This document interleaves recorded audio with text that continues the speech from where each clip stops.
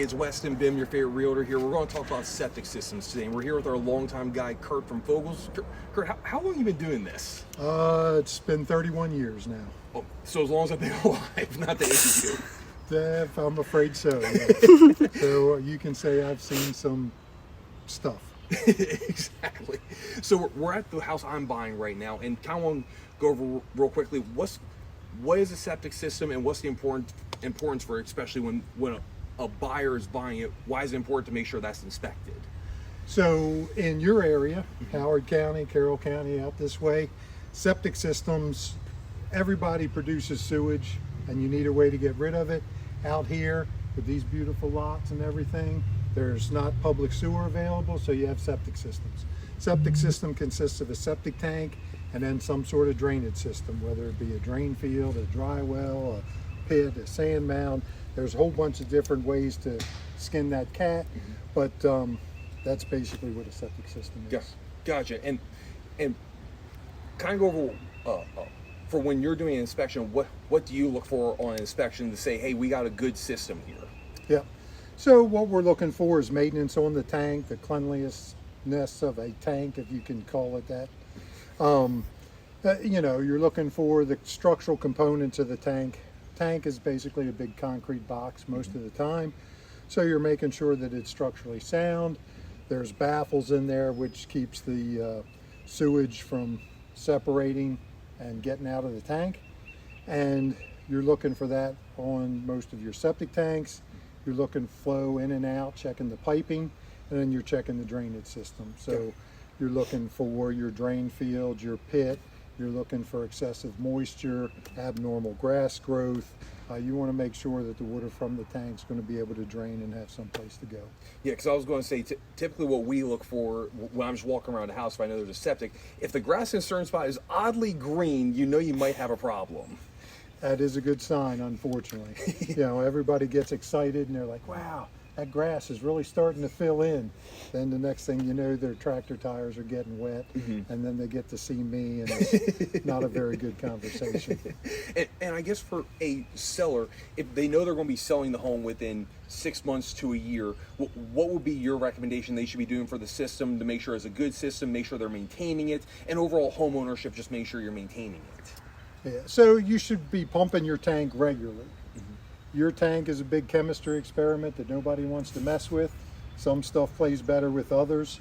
So everybody's use is different. Everybody's looking for that magic time. When should I pump my tank? It varies for the guy across the street. It varies for the guy next door. It varies from the guy on the other side. So it's just a matter of everything that's used in the house. Medications, cleaning products, the food that you cook. All that combination and many other things goes into that big chemistry experiment.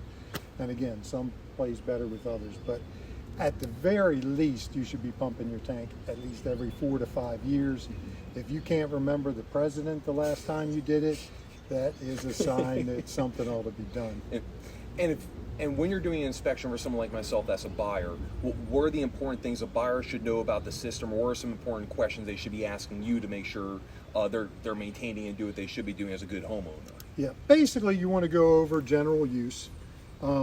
Your tank works basically by the bacteria that our bodies produce and the waste that we produce. That's what's doing the work for you in the tank. You want to keep those bugs or that bacteria happy. The problem with that is we just came through a pandemic or whatnot. Everything was antibacterial and antiseptic and anti-this and everything. So you just want to remember that there's bugs down there doing the work for you. You want to be careful with heavy cleaning products like your quantitative ammonias, floor cleaning, that sort of thing.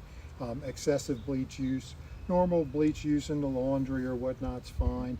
But excessive bleach use for maybe having to clean a certain product or project that you got. You want to be careful with disposing all that down the drain in quantity. You want to be careful with handy wipes, baby wipes, even the ones that say flushable. The bacteria can't break that down in the tank. So they're just going to pile up over time. Occasional use is fine, day-to-day use. You want to be pumping your tank a good bit more frequently. Okay. Gosh. And then I guess last question for you is what to make your life easier so you're not drenched in sweat trying to find holes out in the back like you were today. What's your biggest suggestion to homeowners to make sure if someone like you is coming out here, you're making your life easier and overall making sure you increase the longevity of the tank? So the biggest thing I like out of homeowners is if they know where it is.